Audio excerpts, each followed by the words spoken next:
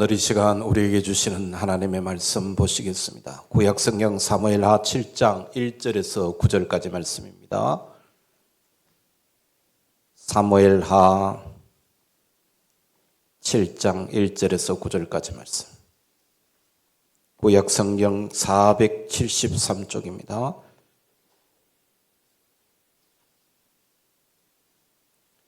찾으셨으면 우리 같이 한 목소리로 합독을 하겠습니다. 여호와께서 주의 모든 원수를 무찌르사 왕으로 궁에 평안히 살게 하신 때에 왕이 선지자 나단에게 이르되 볼지어다 나는 백향목 궁에 살거늘 하나님의 궤는 휘장 가운데 있도다. 나단이 왕께 아뢰되 여호와께서 왕과 함께 계시니 마음에 있는 모든 것을 행하소서 하니라. 그 밤에 여호와의 말씀이 나단에게 임하여 이르시되 가서 내 종 다윗에게 말하기를 여호와께서 이와 같이 말씀하시되 네가 나를 위하여 내가 살 집을 건축하겠느냐. 내가 이스라엘 자손을 애굽에서 인도하여 내던 날부터 오늘까지 집에 살지 아니하고 장막과 성막 안에서 다녔나니 이스라엘 자손과 더불어 다니는 모든 곳에서 내가 내 백성 이스라엘을 먹이라고 명령한 이스라엘의 어느 지파들 가운데 하나에게 내가 말하기를 너희가 어찌하여 나를 위하여 백향목집을 건축하지 아니하였는고 말하였느냐.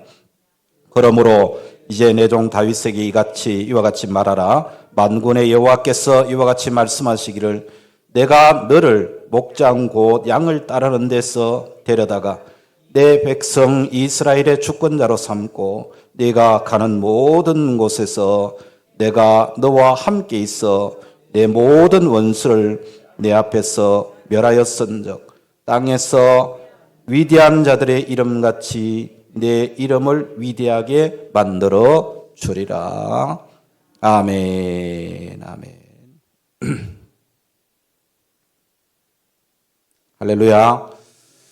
예, 오늘 거룩한 성일 이 예배의 자리에 함께 하신 여러분들을 주의 이름으로 축복합니다. 오늘 또 성령의 역사하심이 이 예배 자리 가운데 충만하기를 축복합니다.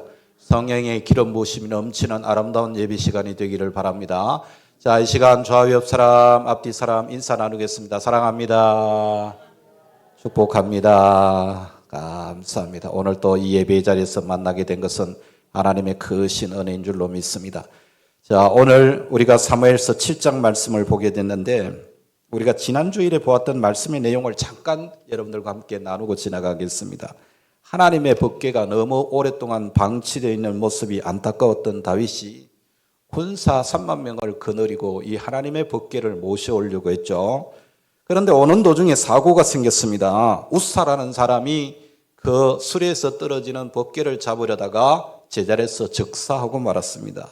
그냥 분위기는 완전히 망쳐져서 하나님을 위해서 좋은 뜻을 행하고 또 하나님을 기쁘시게 해드리려고 했던 일이 결과가 너무나도 비참하게 일이 끝난 것이죠. 이런 경우에 보통 사람들은 원망과 분노로 불편한 심기를 달래서 그래서 의도적으로 지금까지와는 반대되는 그런 행동을 하는 경우도 많습니다만 그러나 우리가 사무엘하 6장 말씀을 읽어본 대로 여러분 보시면은 하나님은 이 사건을 기뻐하시지 않는 이유를 깨닫게 해주시죠. 다윗이 곰곰이 묵상하다가 이건 뭔가가 잘못되었구나. 하나님을 위한 좋은 의도가 왜 거절되고 이런 사고가 생겼는지 깊이 고민하고 그래서 하나님의 뜻을 묻게 되는데 하나님께서 이제 기뻐하시는 방법으로 이제 법궤를 운반해 오므로써 좋은 결과를 얻었다 하는 것을 보게 됩니다. 그래서 우리가 지난주에 봤던 6장 15절 말씀 같이 한번 읽어보겠습니다. 다윗과 온 이스라엘 족속이 즐거이 환호하며 나팔을 불고 여호와의 궤를 메우니라. 여러분 그래서 6장 3절에서 하나님의 법궤를 운반할 때 어떻게 했죠? 수레에 실었다. 이건 하나님이 원래 명령한 것이 아닙니다. 하나님의 법궤는 어떻게 해야 된다고요? 어깨에 메고 와야 되는 것입니다. 그래서 다윗은 좋은 의도가 거절되었을 때 이게 왜 이런 일이 일어났을까? 하나님께서 의도하신 건 뭐였을까를 이제 고민하며 연구하다가 돌이켜서 이제 성경적인 방법으로 하나님의 법궤를 제사장과 그리고 레위 자손들을 데리고 가서 그 법궤를 하나님의 방법대로 모셔오게 되는 것을 우리가 보게 됩니다. 자, 오늘 우리가 7장 말씀을 보게 되는데요. 7장에서는 더 큰 실망과 좌절이 생기는 것을 보게 됩니다.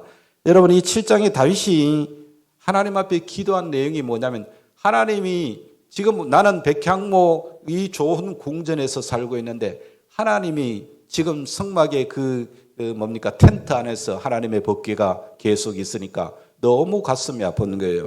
그래서 이제 하나님의 성전을 건축하기 위해서 간절하게 하나님께 기도했는데 하나님이 거절하셨다는 내용입니다. 오늘 이 본문의 내용이에요. 그래서 다윗은 하나님을 원망하지 않고 그 상황 속에서도 하나님이 원하시는 방법으로 그 문제를 풀어가고 있는 것을 보게 되는 것이죠. 그렇습니다. 여러분, 우리가 신앙생활을 하면서도 하나님께서 기뻐하시지 않는 것이 무엇인지, 또 하나님께서 원하시고 기뻐하시는 것이 무엇인지를 늘 우리가 묵상해야 됩니다. 하나님의 뜻을 찾아가야 되는 것이죠. 우리 신앙생활이 내가 생각하고 내가 원하는 대로 하는 것이 신앙생활이 아니에요. 누가 원해야 됩니까? 하나님이 원하셔야 되고 하나님이 기뻐하시는 것을 행하는 것이 신앙생활이라는 것을 우리가 봐야 됩니다. 그래서 우리의 신앙이 성숙한 사람은 언제나 하나님 중심의 신앙생활을 하게 되는 것입니다. 내가 기분이 나쁘든 안 나쁘든, 아니면 나에게 어떤 사건이 생기든 안 생기든 그게 문제가 아니라 하나님께서 지금 내 상황을 어떻게 보시느냐를 보는 것이 중요한 것이죠. 어린아이들은 항상 자기중심적으로 생각합니다. 억지를 부려도 부모는 요구를 들어주죠. 그러나 그 어린아이가 성장하게 되면은 점점 부모의 뜻을 이해하게 되고 자기 생각을 부모의 뜻에 맞추는 것이 그 아이가 성장했다, 그런 증거인 것입니다. 나를 향하신 하나님의 계획이 있습니다. 하나님은 내가 요구하는 것을 들어주실 때도 있지만 기다리라고 하실 때도 있죠. 그래서 실망하고 좌절하고 하나님이 원망스럽게 느껴질 때도 있습니다. 하나님이 왜 내 원하시는 대로 안 해결해 주나? 왜 응답을 안 해주시나? 이런 것 때문에 우리가 실망하고 좌절하는 경우가 있죠. 그래서 히브리서 11장 6절에 우리에게 아주 중요한 말씀을 하고 계시는데요. 믿음이 없이는 하나님을 기쁘시게 못한대요. 하나님께 나아가는 자는 반드시 하나님이 계신 것과 하나님께서 그를 찾는 자들에게 상 주시는 이심을 믿어야 한다는 것을 우리에게 말씀하고 계시죠. 그래서 하나님을 구하는 자는 결코 빈손의 인생을 살게 하지 않으십니다. 다만 내 생각, 내 기대와 다른 결과가 나타날 수 있지만 하나님께서 나를 위해서 최상의 그런 놀라운 계획을 가지고 계시고 반드시 그 믿음으로 하나님께 나아가는 나를 향해서 하나님께서 좋은 것을 주시고 상을 주신다는 이 믿음이 오늘 우리에게 있어야 된다는 그런 이야기인 거죠. 그래서 내가 원하는 대로 이루어지는 것이 기도 응답이라고 생각하면 안 됩니다. 여러분, 어린아이들이 욕심대로 요구할 때 아이들이 요구대로 다 들어주면 어떻게 됩니까? 그 아이는 정상적으로 자라지 못합니다. 그러니까 부모의 생각은 그 아이의 요구보다 차원이 높죠. 왜냐하면 그 아이가 지금 원하는 것을 갖는 것보다 이 아이가 바르게 자라게 하려면 지가 지금 원하는 것을 내가 들어줌으로 이 아이가 나중에 어떻게 된다는 것을 부모는 뻔히 알고 있기 때문인 것입니다. 이 다윗은 자기 기도가 하나님 앞에 거절당했습니다. 또 하나님은 그렇게 기특하게 주님을 위해서 헌신하려는 이 다윗의 기도를 왜 거절하셨을까 하는 것이에요. 여러분, 이것을 우리가 분명히 오늘 말씀을 통해서 보셔야 됩니다. 그래서 먼저 1절 오늘 다시 말씀 1절에서 2절 3절 보시는데 먼저 1절 한번 읽어봅시다. 시작. 여호와께서 주위의 모든 원수를 무찌르사 왕으로 궁에 평안히 살게 하신 때에. 자, 이 말이 무슨 말입니까? 우리가 지금까지 사무엘상, 사무엘하 말씀을 지금 계속 보고 있는데 다윗이 얼마나 고통의 세월을 보냈습니까? 도망다니고 동굴에서 살고 정말 배고프고 힘든 그런 삶을 살았습니다. 사방의 대적들이 얼마나 많았습니까? 얼마나 오랫동안 방랑자의 삶을 살았습니까?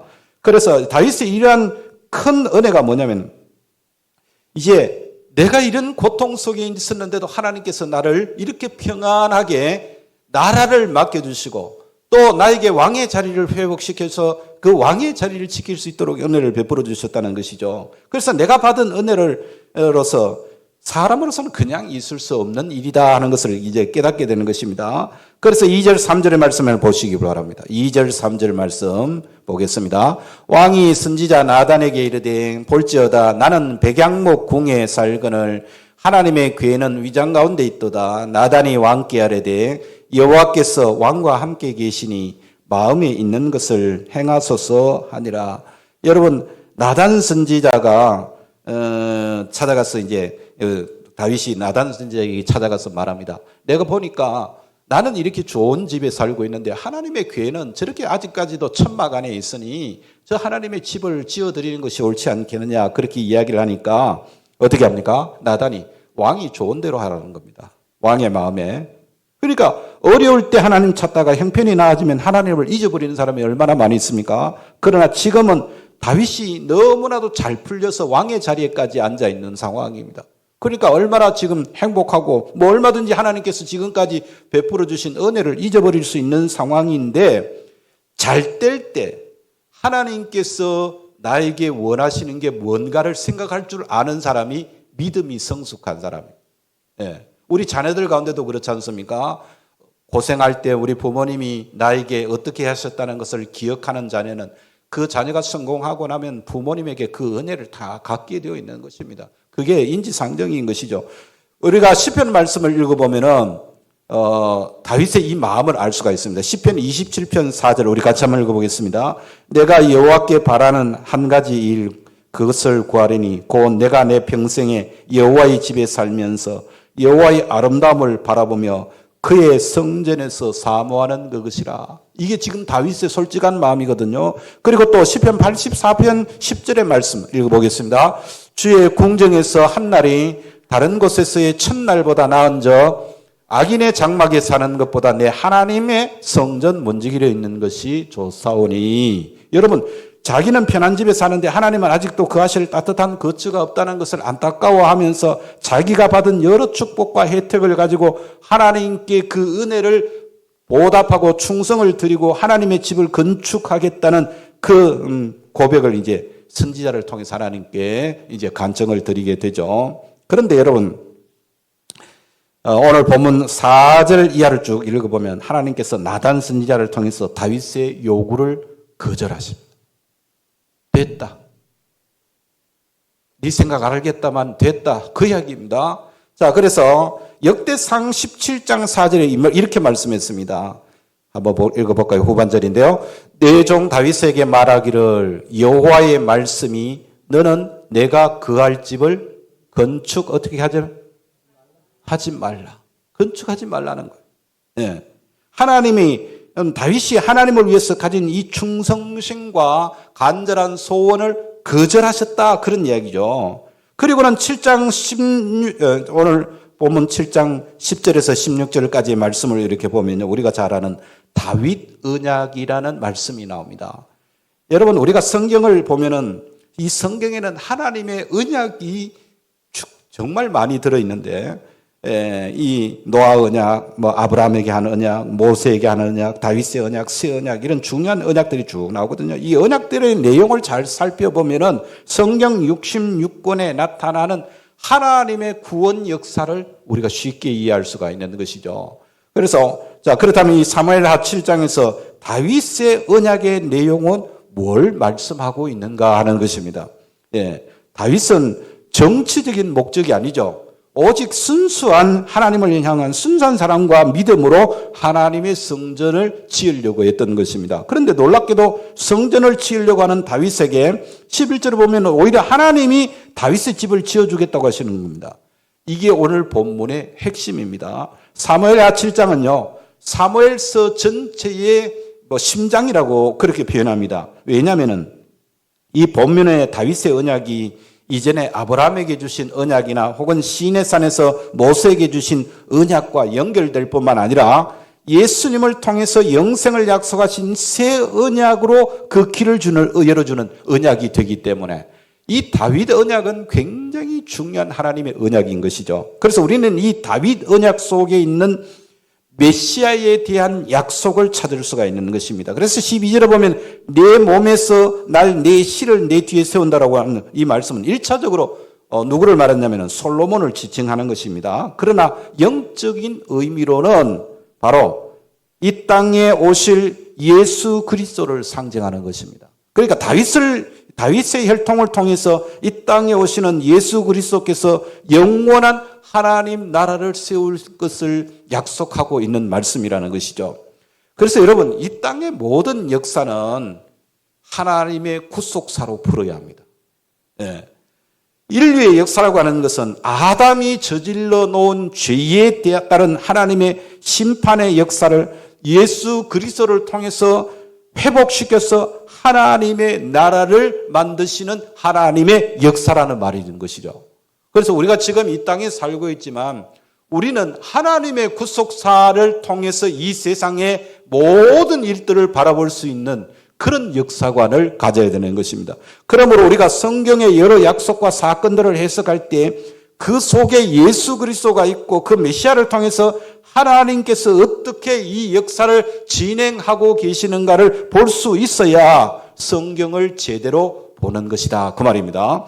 이것은 비단 성경 해석에 있어만의 문제가 아니고 우리의 개인의 삶도 그렇고 이 나라와 민족도 마찬가지입니다. 결국은 이 구속사의 흐름의 관점에서 나의 상황을 이해하고 또 지금 겪고 있는 고난과 역경의 문제는 결국 하나님의 경륜 안에서 이해할 때 그 문제의 해결점을 찾아 나갈 수가 있는 것입니다. 여러분, 우리가 인생을 살다 보면 힘들고 고통스러울 때가 있죠. 여러분, 힘드십니까? 그 해답이 뭘까요? 해답은 예수 그리스도가 해답입니다. 한번 따라합시다. 예수 그리스도가 해답이다. 그렇습니다. 여러분, 예수 그리스도가 해답이라고 하는 이 사실을 우리가 바르게 깨닫지 못하면은 우리의 삶의 문제는 온전하게 해결되기가 어려운 것입니다. 다윗의 이 언약은 이 땅에 도래할 메시아 왕국에 대한 말씀이거든요. 그래서 완성될 하나님의 나라에 대한 약속이 바로 다윗을 통하여 주신 하나님의 약속인 것입니다. 다윗이 뭐랍니까? 내가 성전 건축하겠습니다. 내게 주신 권세와 재물과 나에게 모든 것을 바쳐서 하나님이 평안히 거하실 성전을 만들어 드리겠습니다. 그러나 하나님께서 그것을 거절하셨어요. 여러분, 좋은 일 하다가도 오해받을 때가 있고 잘하려고 했는데 오히려 결과가 전혀 예상하지 못하는 그런 상황으로 진행될 때도 있지 않습니까? 나는 하나님을 위해서 충성하고 봉사하겠다고 시작했는데 오히려 하나님께서 그걸 거절하시면서 좋지 못한 결과로 끝날 때가 있는 것이죠. 하나님이 아니라고 말씀하실 때, 거절하실 때 우리가 이것을 어떻게 이해하느냐는 것이죠. 오늘도 우리의 삶 속에는 내가 정말로 하나님 앞에 헌신하고 충성하기를 원하는데 하나님께서는 그걸 받지 않으시는 것 같아. 왜 그럴까? 여러분, 그 이유를 우리가 잘 알아야 됩니다. 그런데 오늘 이 다윗을 보면 거기서 답을 찾을 수 있습니다. 다윗은 거절하시는 하나님 앞에 좌절하지 않았습니다. 18절 이하는요, 다윗이 하나님께 드린 기도라고 나오죠. 그가 하나님께서 아니다 그렇게 말씀하실 때 어떤 자세로 하나님 앞에 나가는가? 자, 여러분 18절 말씀 한 번만 볼까요? 18절 말씀 읽어봅니다. 다윗 왕이 여호와 앞에 들어가 앉아서 이르되 주 여호와여, 나는 누구이오며 내 집은 무엇이기에 나를 여기까지 이르게 하셨나이까? 자, 여러분 이 말씀을 보세요.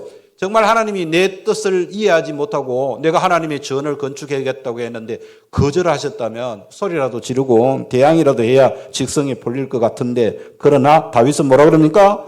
내 집은 무엇이기에 이런 과분한 축복을 주셨습니까? 이걸 지금 고백하고 있는 것이죠.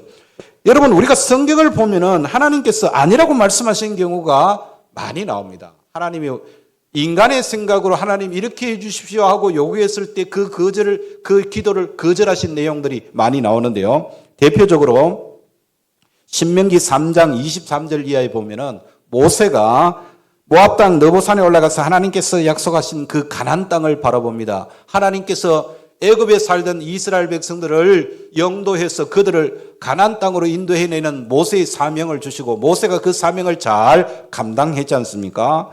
꿈에도 그리던 가나안 땅을 보는데, 그런데 하나님께서 너는 저 땅에 들어갈 수 없다 그러십니다. 예. 다시 이 문제를 거론하지 말자. 그리고 하나님이 딱 입을 닫으십니다.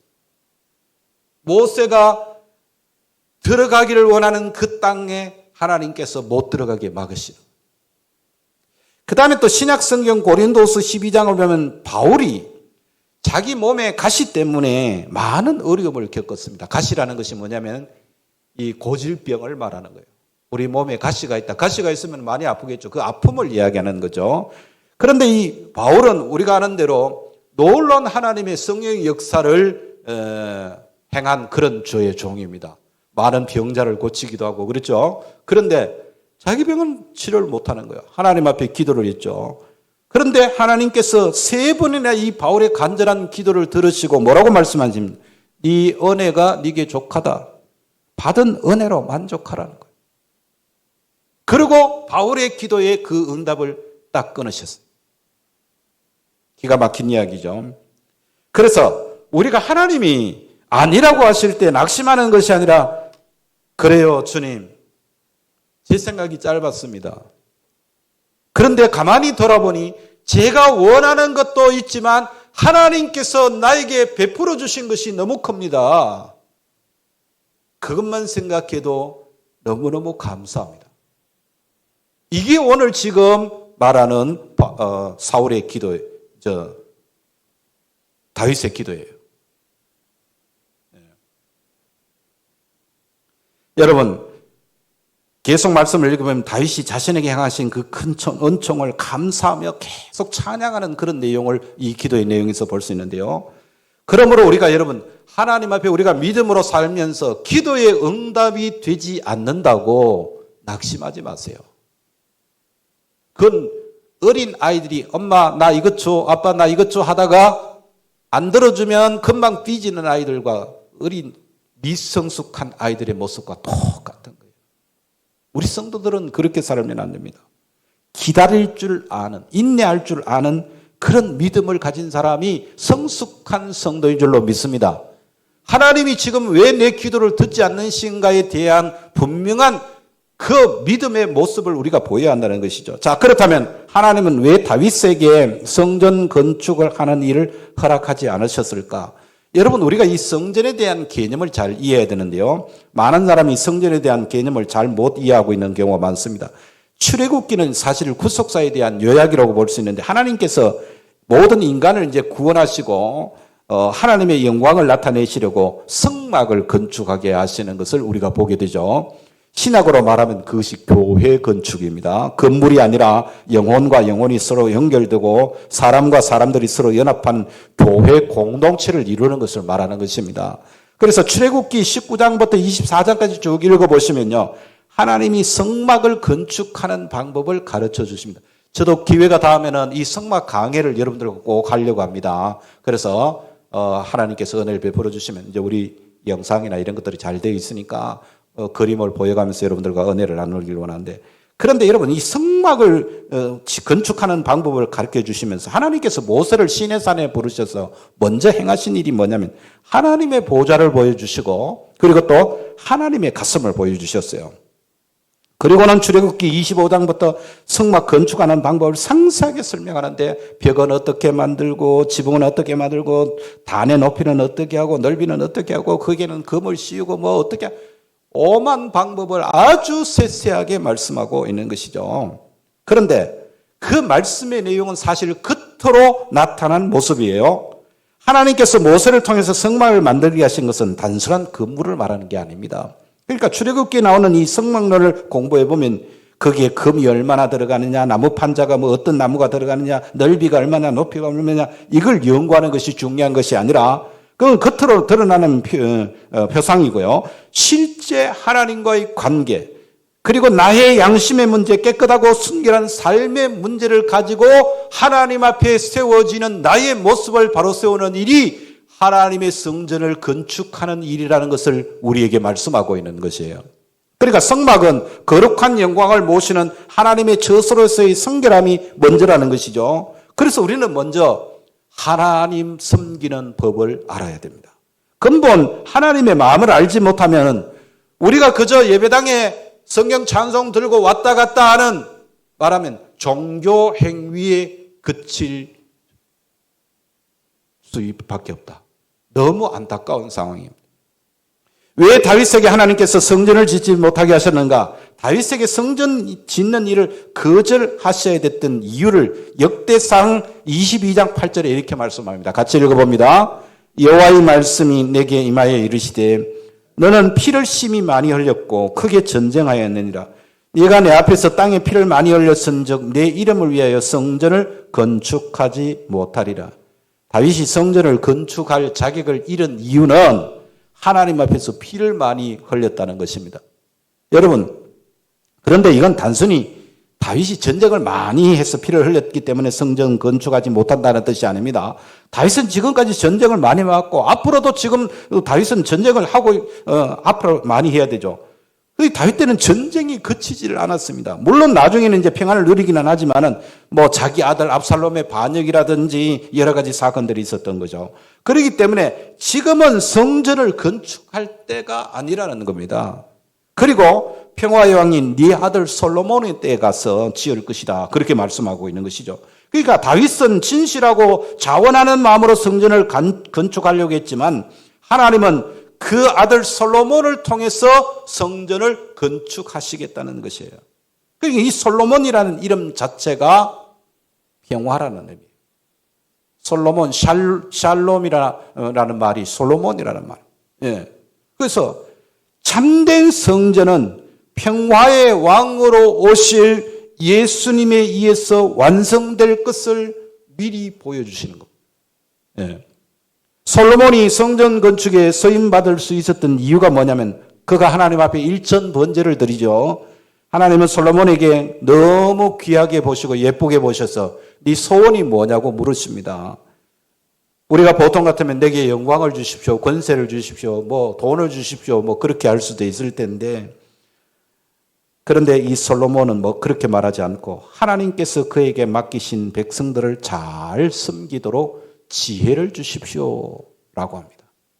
이게 솔로몬의 기도였죠. 나라 세우기 위해서 사람을 죽였던 다윗과는 달리 하나님 백성을 위해서 지혜를 달라고 했던 사람에 대한 이 애정과 사랑이 결국은 여호와의 전을 건축하게 만들었던 것이죠. 그래서 하나님께서는 구약 성경 창세기부터 마지막 성경 요한계시록까지 자신이 그의 백성과 함께 하심을 성전의 모델을 통해서 계속 보여주시는 것입니다. 그래서 하나님은 눈에 보이는 건물에 계시는 분이 아니에요. 예. 하나님은 예수님의 피로 구원하신 당신의 백성과 늘 함께 하시면서 우리 안에서 하나님의 영광을 보여주시는 것입니다. 그래서 우리는 매일의 삶 속에서 우리와 함께하고 동행하고 계시는 그 하나님의 말씀을 붙들고 하나님이 기뻐하시는 뜻대로 살려고 애를 쓰며 살아야 하는 것입니다. 오늘 또 여전히 우리는 하나님과 함께하고 있는 하나님의 백성입니다. 그래서 하나님은 우리를 그분의 거룩한 성전으로 만들기 위해서 많은 대가를 치르셨습니다. 그 하나님이 우리 안에서 높임을 받으시고 또 우리를 만나기 위해서 늘 기다리고 계신다는 말입니다. 그러므로 우리가 예수 그리스도를 내 심령에 모셔서 하나님의 성전으로 치어갈 때에, 즉 우리의 삶의 모습이 예수님의 성품의 모습을 우리의 삶에 나타내게 될 때에 하나님이 우리를 통해서 기뻐하시고 영광 받으시는 줄로 믿습니다. 아멘. 한번 따라합시다. 내가 예수님을 모시고 하나님의 성전이 되자. 예수님을 모신 하나님의 성전이 되는 것이 오늘 저와 여러분의 소망이 되고 갈망이 되어야 되는 것입니다. 그래서 지금은 성전을 허락하지 않으셨지만은 5절, 6절, 7절에 보면 네가 너희 집을 짓겠다고 아니다. 내가 너희 집을 지어주겠다. 그래서 11절 하반절에 여러분 보시면은 뭐라 그럽니까? 여호와가 또 내게 이르노니 여호와가 너를 위하여 집을 짓고 우리에게 하나님께서 집을 지어주시겠답니다. 물론 다윗은 진짜 집, 건물을 지으려고 했지만 하나님은 다윗의 집, 뭘 말하는가? 그 가문을 영원하게 해주겠다고 말씀하시는 것이죠. 그러면서 여러 가지 약속을 주시는 것입니다. 자, 그렇다면 먼저 다윗의 이름을 위대하게 해주시겠다고 하는 말씀을 보십시오. 실제로는 그의 이름이 얼마나 위대해졌는지 여러분 아시죠? 지금 이스라엘의 국기 여러분 아시죠? 하얀 바탕에 아래 위로 짝대기가 그려져 있고 그 중간에 육각형의 별이 그려져 있어요. 기억하시죠? 그 육각형의 별이 다윗의 별이라 그렇게 말합니다. 다윗의 별. 지금도 이스라엘 사람들은 다윗을 그만큼 흠모하고 있어요. 그러니까 이스라엘의 중심이 다윗이에요.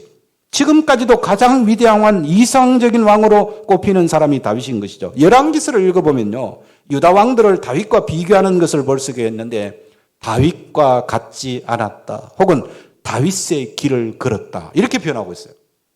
여러 왕들이 다윗하고는 전혀 달랐다, 다윗처럼 다윗 모습을 보이면서 왕의 행세를 했다, 이렇게 표현하고 있는 것이죠.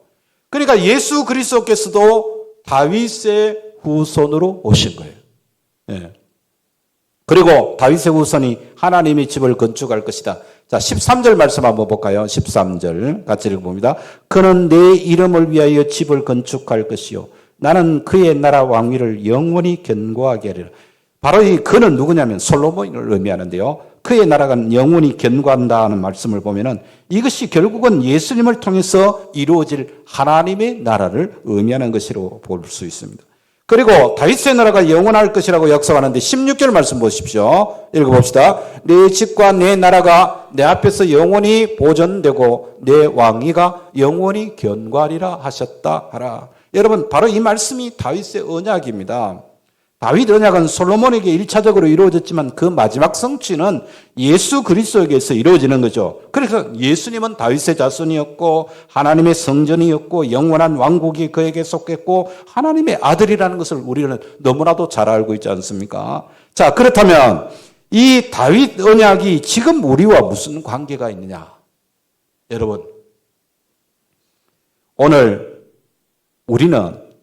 우리가 예수 그리스도를 영접할 때에 우리는 천국 백성이 된다는 사실이에요. 다른 방법으로 우리는 하나님께 나갈 수 있는 방법이 없습니다. 예수를 믿을 때, 예수님을 내 심령 속에 모시고 나와 주님과 동행하는 이 삶을 살아갈 때, 즉 내가 주님을 모신 성전이 될 때에 우리는 천국 백성이 되게 되는 것이죠. 그리고 두 번째로는 왕이신 예수님으로 인해서 하나님이 약속한 그 모든 약속의 복을 누리게 되는 것입니다. 다윗에게 주신 이 모든 복을 오늘 우리가 누릴 수 있게 된다는 그런 이야기죠. 자, 오늘 우리에게 주어진 복이 이렇게 엄청난 것입니다. 자, 그렇다면 나는 과연 이 복을 받을 만한 사람인가? 늘 돌아봐야 돼요. 뭐가 필요합니까? 다윗과 같은 믿음을 가져. 하나님, 저도 다윗과 같은 믿음 주세요. 나는 조금만 하나님께서 기도의 응답을 안 해주시면 낙심하기 쉽습니다. 내 마음이 너무나도 연약해서 우리는 하나님께 대하여 낙심하기 쉽습니다. 다윗과 같은 믿음 주세요. 그래서 내 심령에 주님이 거하실 거처와 주님의 몸된 교회 공동체를 바로 세워가는 그런 믿음을 허락해 주시옵소서. 여러분, 우리가 지금은 우리 교회가 너무 연약한 가운데 있기 때문에 이 교회 공동체의 복을 우리가 잘 깨닫지를 못하는 것 같은데요. 정말 이 교회는 하나님께서 우리와 함께 하시는 놀라운 거처가 된다는 사실을 우리는 분명히 알아야 됩니다. 그래서 여러분들이 지금 주일날마다 만나서 함께 또 인사도 나누고 식탁 교제도 나누고 사랑을 나누는 이 교회 공동체를 바로 세워서 이 교회 공동체 안에 하나님의 영광이 나타나고 죽어가는 많은 영혼들이 주님 앞으로 돌아오는 역사를 이루게 된다면 하나님께서 연약한 나를 통해서 영광 받으실 줄로 믿습니다. 오늘 또 이 믿음으로 주님의 거처를 바르게 세워가는 우리 성도들이 되시기를 주님의 이름으로 축복합니다.